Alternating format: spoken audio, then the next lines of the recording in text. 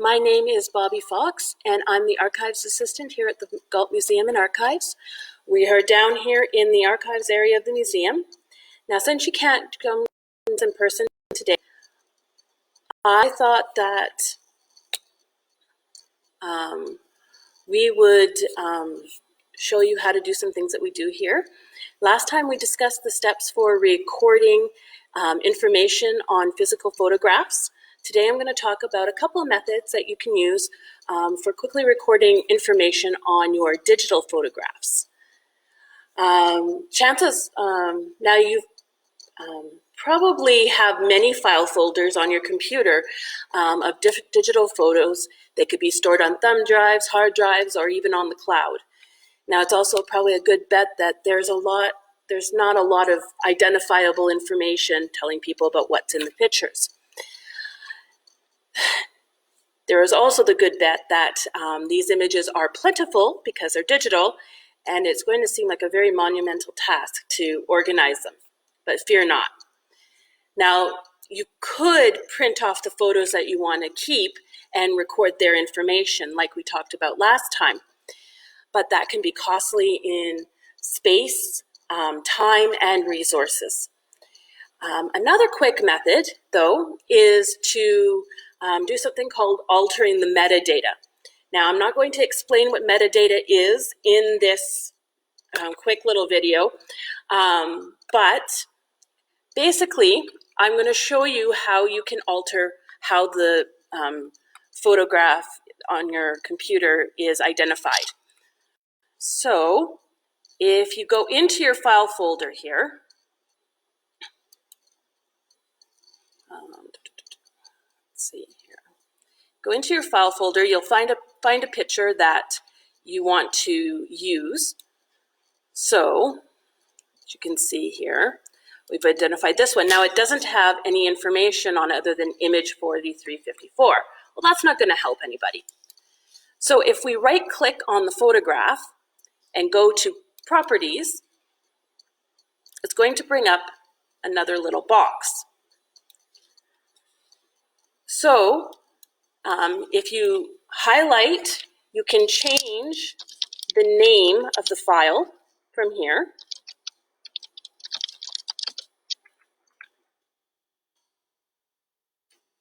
And then tab out.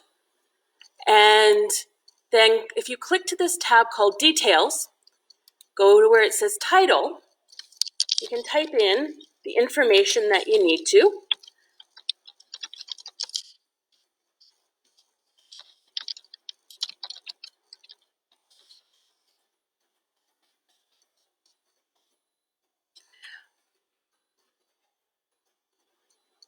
Right down to who the author was, if you happen to know who took the picture originally. Let's see here.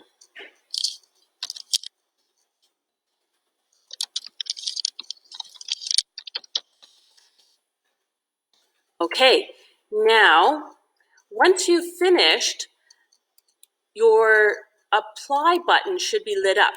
So before you close this out, hit apply. That will save your information. So if we go back into it, we'll see the file name has now been changed, and the metadata at the back here has also been changed. Now, the other thing that you can do is something called putting a visible caption on the photo. Now, to do that, what you can do is you never want to use the original photograph. You always want to make a copy. So open it up in Photoshop and make a copy of it.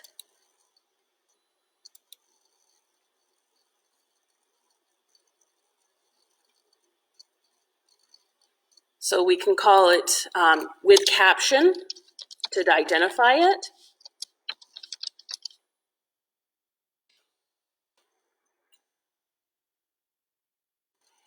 And if you go under the tab that says Image, and go down to where it says canvas size. If you pick that up, click at the top, and it's going to basically add white space to the top, to the photograph for you to type in. So in order to add your space, it's usually easier to deal with pixels. So I want to always add at the bottom, you want to kind of do about 50% white space added to the bottom. So if we have 448 pixels, you probably want to add about another 225 pixels to that. So let's make it an even 650. You can always crop later if it's too much. And make sure that this little thing here where it says relative there's no check mark in it. So hit OK. And what it's done here, as you can see, is it has added white space at the bottom. Now if you go to the side here, go to your text type tool, and you can then just type at the bottom your caption.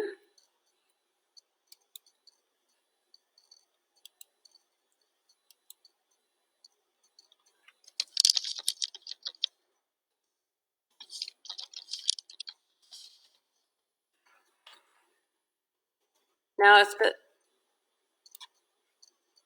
you have to, you can change the font if what's going on is not working for you.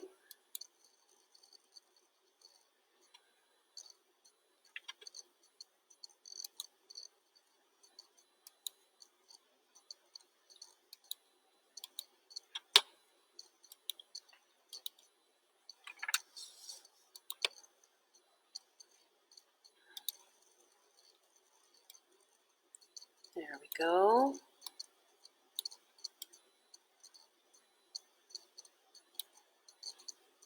And then just kind of play with it until you kind of get it where you want it to be.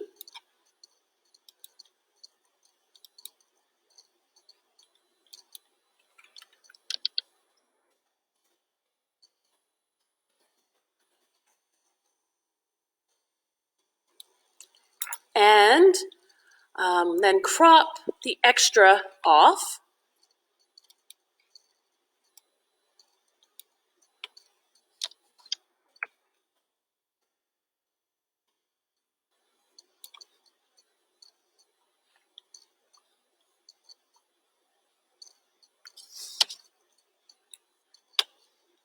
And then you can save it. Now make sure when you save it, it's going to automatically want to save it as a Photoshop